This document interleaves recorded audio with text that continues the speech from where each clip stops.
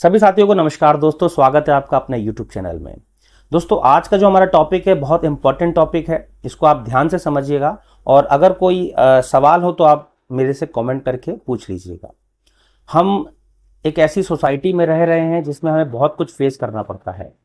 हम यहाँ बात कर रहे हैं सेक्शन 498A के बारे में।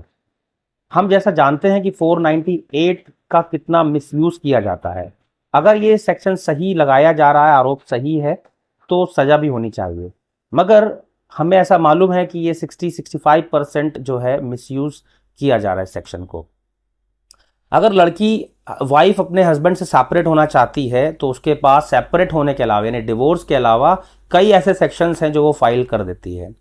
जिसमें वो अपने घर वालों के मतलब अपने हस्बैंड के अलावा अपनी मदर इन लॉ, अपनी फादर इन लॉ या बाकी लोगों पर भी तरह तरह के आरोप लगा देती है।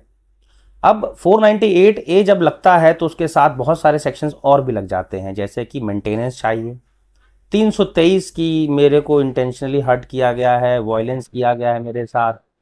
और ये भी आरोप लगता है कि मेरी शादी में इतना खर्चा हुआ था, मेरे माँ बाप ने मुझे इतनी ज्वेलरी दी थी, वो ज्वेलरी जो है मेरी सास ने रख ली है, वो मुझे नहीं दे रहे हैं। चाहे वो ज्वेलरी रखी हो या ना रखी हो, मगर ये आरोप लगता है। तो अगर ऐसा आरोप, क्योंकि वो ज्वेलरी सेफ एंड साइड के लिए दी जाती है, एक पत्नी अपने पति के घर वालों को इसलिए देती है कि आप सुरक्षित रखिए, मगर बाद में ऐसा होता है कि वो ज्वेलरी वो मांगती है, नहीं मिलती है, या नहीं भी दी होती तब भी मांगती है, तो उसके लिए वो 406 IPC का मुकदमा दर्ज करा सकती है अपनी सास पर, ससुर पर, कि मेरी सामान जो था वो ये वापस नहीं कर रहे हैं। मगर लड़की जब आरोप लगाती है तो उसमें वो अलग अलग सेक्शंस लगाती है, जिससे वो मेंटली और फिजिकली दोनों तरह से अपने पति की फैमिली को हैरेस करती है। ऐसा देखा गया है और कई जजमेंट्स में ऐसा ऑर्डर भी आया है, जिसमें निर्दोष को भी कभी कभी सजा हो जाती है और फिर वो अपने ही केस के लिए, जबकि वो इनोसेंट है, लड़ता रहता है। अब वो इनोसेंट है कि नहीं है ये तो कोर्ट तय करता है, मगर जो ग्राउंड्स हैं उसको देखा गया है, उसके हिसाब से जो 498A है उसका बहुत ज़्यादा मिसयूज होता है। हम सब जानते हैं कि 85 और 86 भारतीय न्याय संहिता जो 1 जुलाई से लागू किया जा रहा है, कुछ सेक्शंस चेंज करे जा रहे हैं, कुछ मॉडिफिकेशंस करी जा रही हैं, मगर यहाँ पर जो सरकार ने एक लॉ, मतलब जो अभी 498 है, जो पुराना 498 है और जो नया आएगा, दोनों में कुछ खास डिफरेंस तो है नहीं।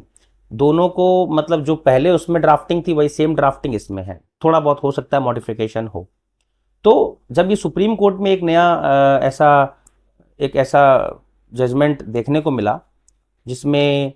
State versus state of Haryana versus Anshit Gupta, और एक केस ये भजन लाल वर्सेस स्टेट ऑफ हरियाणा है।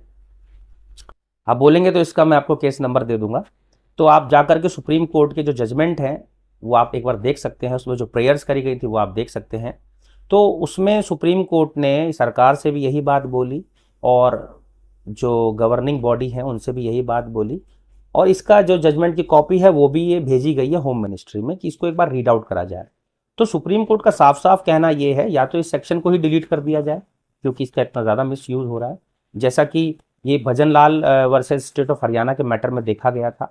कि एक व्यक्ति है, उसके ऊपर उसकी बीवी आरोप लगा देती है, आरोप लगाने से पहले वो व्यक्ति डिवोर्स फाइल करता है। अब चूंकि हस्बैंड के पास एक यही चारा है कि वो डिवोर्स फाइल करे और या तो फिर सेक्शन 9 लगा करके पत्नी को बुलाए, बाकी इसके अलावा हस्बैंड के पास बहुत कम ऑप्शंस होते हैं। तो हर बार इस तरह से हस्बैंड या उसके फैमिली पर आरोप लगाना उचित नहीं है।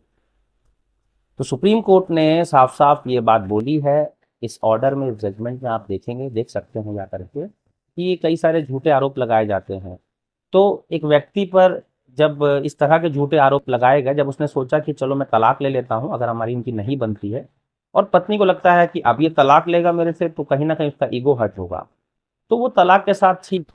साथ वो प्लान करती है कि अब मैं इसको जेल कराऊंगी, इसके घर वालों को जेल कराऊंगी। तो इस तरह से वो उसके ऊपर अलग अलग सेक्शंस लगा देती है, मेरे को मारा पीटा, टॉर्चर किया, दहेज मांगा,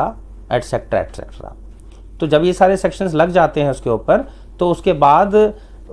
वो हस्बैंड जो है वो जाता है और हाई कोर्ट में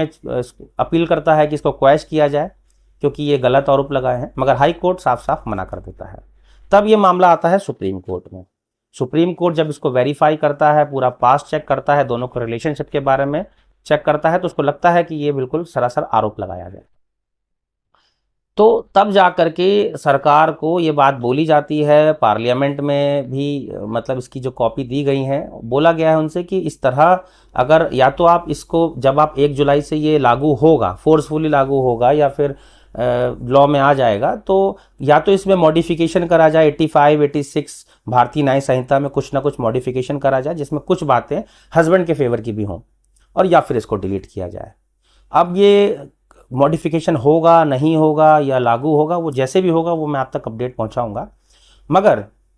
कहीं ना कहीं ये सेक्शन जो है बहुत परेशान करता है हस्बैंड को, मेंटली टॉर्चर करता है, और बहुत ही अगर इसमें कुछ हो जाता है, कुछ फेवर में हो जाता है हस्बैंड्स के भी, तो ये मेरी समझ से एक अच्छा अहम फैसला होगा सुप्रीम कोर्ट का। बाकी दोस्तों देखते हैं आगे क्या होता है, मैं आपको अपडेट करूंगा, बने रहिएगा। अगर कोई सवाल है तो प्लीज़ कमेंट करके पूछिएगा। धन्यवाद।